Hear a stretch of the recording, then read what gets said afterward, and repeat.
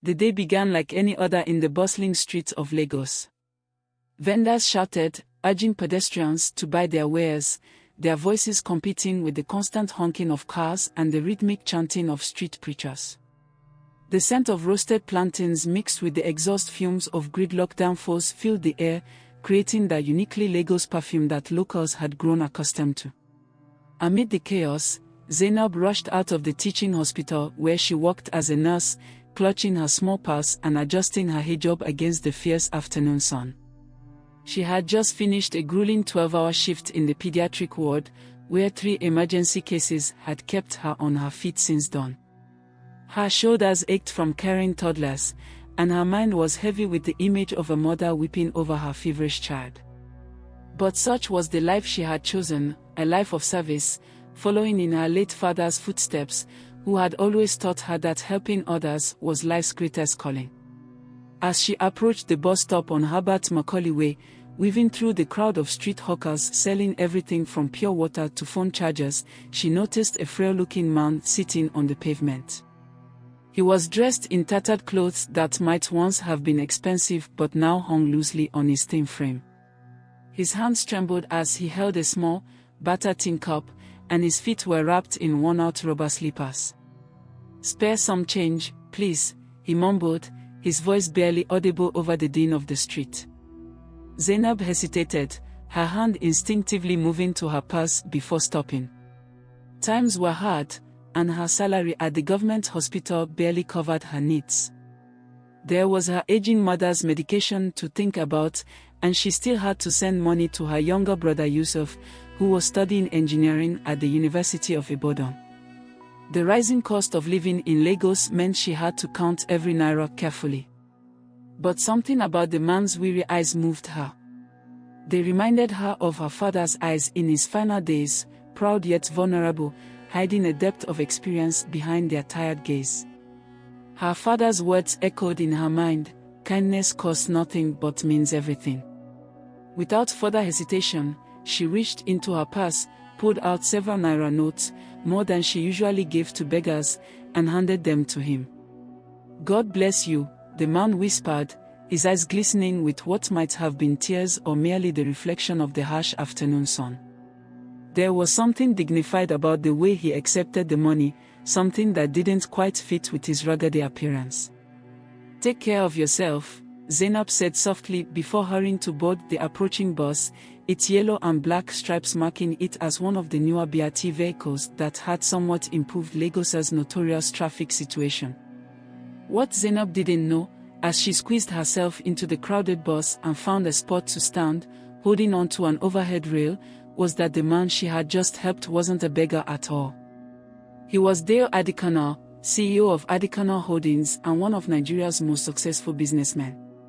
His company had interest in everything from oil and gas to telecommunications, and his face regularly appeared in business magazines and on television.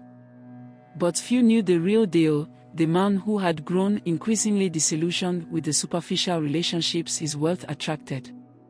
Every potential friend seemed to have an agenda, every romantic interest appeared more interested in his bank balance than his character. Even his own family members had changed around him, their genuine affection gradually replaced by expectations and demands. So he had embarked on an unusual experiment.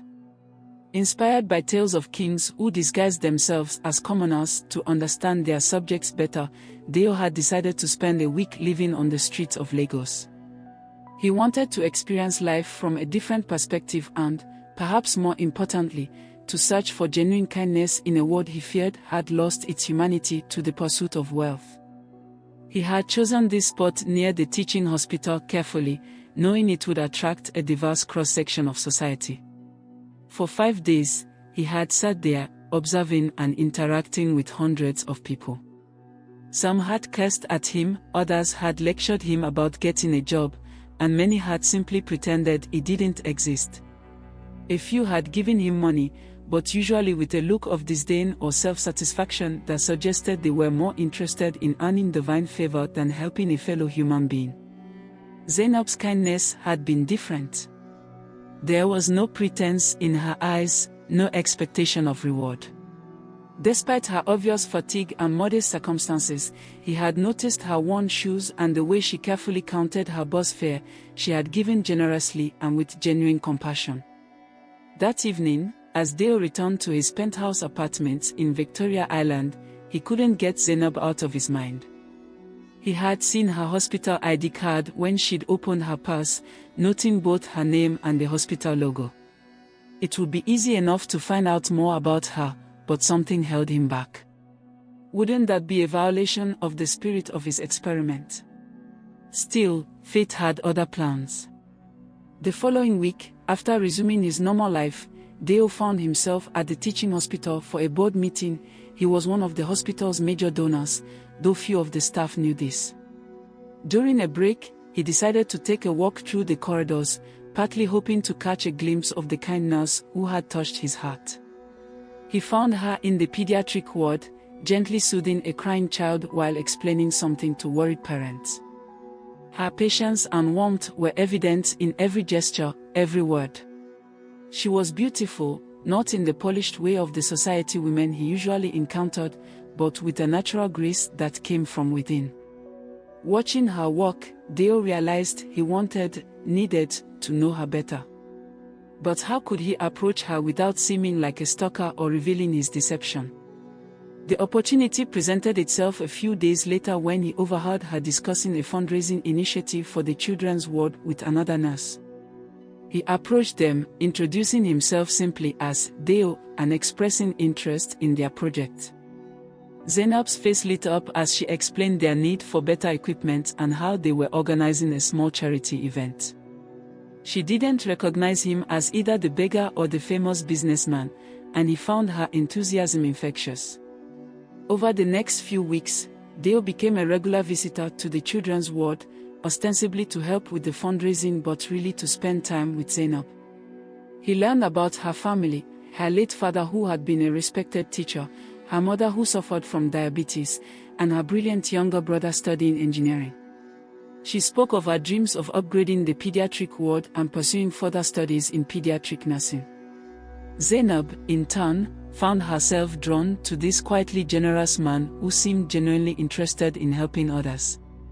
Unlike some of the other donors she'd encountered, he never boasted about his contributions or demanded special attention. Instead, he asked thoughtful questions about the hospital's needs and often brought small treats for the children. Their first proper date happened almost by accident. After a particularly successful fundraising meeting, Dayo suggested they celebrate with dinner at a small restaurant near the hospital. Zainab hesitated. She was conscious of the cultural implications of dining alone with a man, but the presence of other hospital staff and the public setting made it acceptable. That dinner marked a turning point in their relationship. Away from the hospital environment, they discovered shared values and complementary personalities.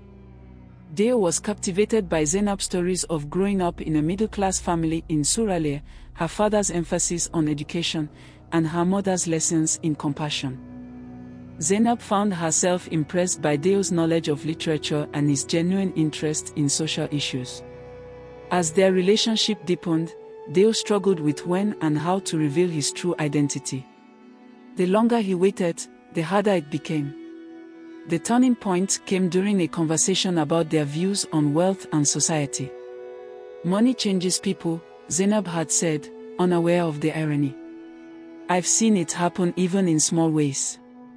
When my uncle's business succeeded and he became wealthy, suddenly all his old friends became strangers to him. Perhaps he changed too, Dayo suggested carefully. Success can make you suspicious of everyone's motives.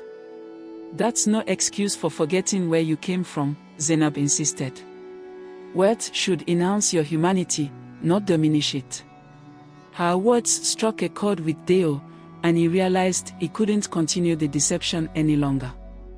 The next day, he asked her to meet him at a quiet cafe, away from the hospital. There's something I need to tell you, he began, his heart racing. Do you remember, about 2 months ago, giving money to a beggar near the bus stop? Zainab's eyes widened as the pieces fell into place, the familiar voice, the dignified bearing that had seemed out of place. "That was you," she whispered. "Yes," he admitted, and then told her everything about his experiment, his true identity, and how her kindness had changed his life.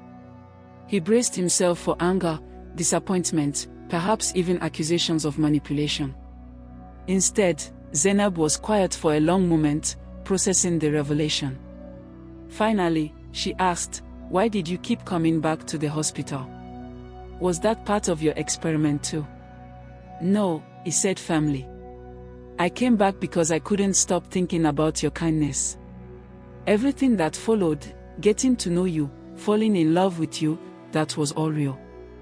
Their relationship faced its share of challenges after that. Some of Dayo's friends and family members were skeptical of Zainab's motives, while her family worried about the vast difference in their social status. But over time, their genuine love and shared values won over even the stronger skeptics. 6 months later, Dayo proposed, not with an elaborate gesture but during a quiet moment in the hospital garden where they had spent so many lunch breaks together. Zainab's answer was simple but profound. "I fell in love with you when you were pretending to be poor, and I love you no less now that I know you're rich. Yes, I'll marry you." Their wedding was a perfect blend of tradition and modernity, grandeur and simplicity. During the ceremony, Dayo surprised Zainab by announcing a major donation to the hospital's pediatric ward in her name. But it was his wedding speech that brought tears to everyone's eyes. "I disguised myself as a beggar to find genuine kindness in a world I thought had lost its way," he said. "Instead, I found something far more precious. I found love. Zainab taught me that true wealth isn't in our bank accounts but in our capacity to care for others. She loved me when she thought I had nothing, and that made me the richest man in the world." Today, Dayo and Zainab continue to work together to improve healthcare access in Lagos. Their story serves as a reminder that love, when built on a foundation of genuine kindness and shared values, can bridge any social divide. And sometimes, the greatest fortune comes disguised as an opportunity to show kindness to a stranger.